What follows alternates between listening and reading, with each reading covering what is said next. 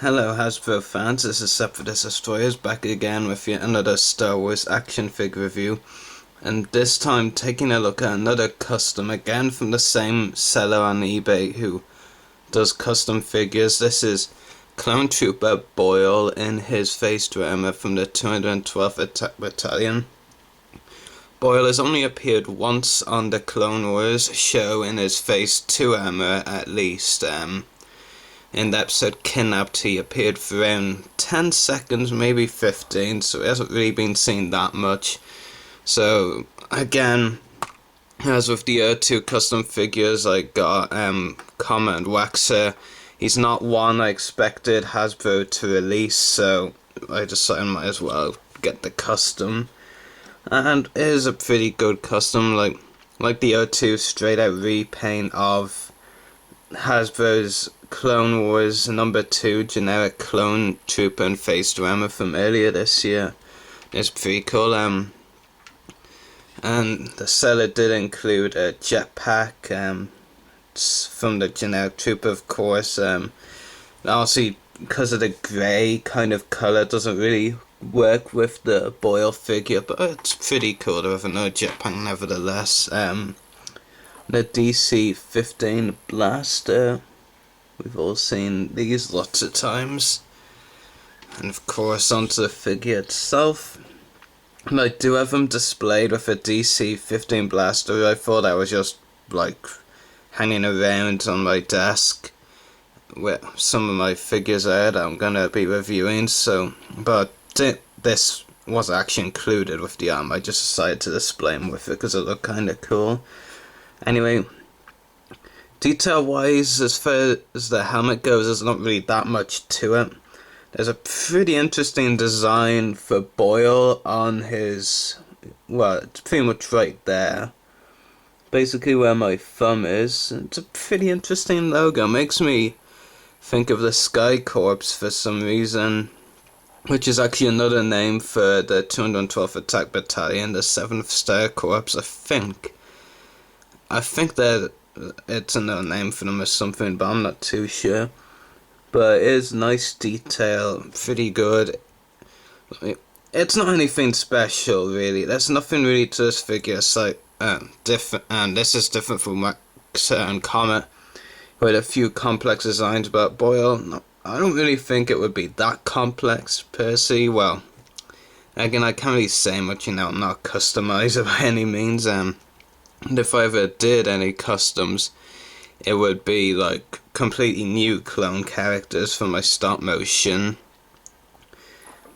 Take nothing away, really good job done anyway. I mean, this is probably actually the best custom I own of the three from that seller. I mean, because like, it's actually got the cleanest paint job of all of them.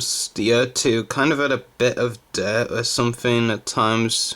Maybe he was trying to pass off as weathering, but this time it's like completely clean, which is really nice.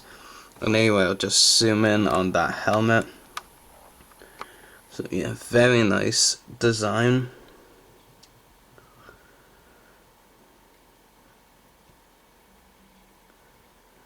So yeah, not really much else I can say about the helmet design, certainly. And the figure itself has some nice designs on the shoulder, of course. I actually just get rid of the DC-15 blast rifle so I can look at the figure a bit more easily. Well, no, so I took it at like display. They have some details on the shoulders, bit on the elbows and on the wrists, and in the rib cage area, I'd say. So I'll just actually move the shoulders up for a better look at that. Bit around there, of course, on his knee pads, and yeah, on the ankles. I actually didn't mention this earlier. I actually didn't realise it does come with a stand. I'll actually just get rid of it. Back of the legs completely plain, but pretty cool, custom nevertheless. Articulation standard as the generic clone, exact same.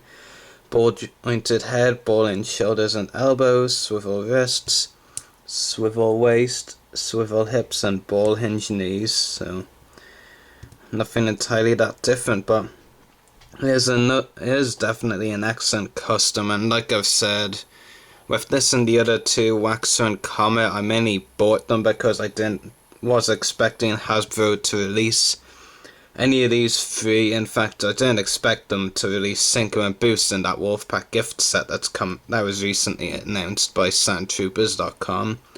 I was really surprised they're making Sinker and Boost. So who knows, maybe they will surprise me again and end up releasing Waxer, Comet and Boyle. But I would be really surprised considering how minor they've been. And Waxer, of course, won't be appearing on the show again because he's dead. Yeah, really cool custom. And so, yeah, very nice. So, like with the other two, of course, I won't be giving a rating because it's a custom, not an official figure, and I think, like, it's harsh to, because I'd be giving it, like, a rating based on the actual, figure, just, like, taking away a mark for the lack of ankles, so I'm not going to do that with customs. So, anyway, very nice.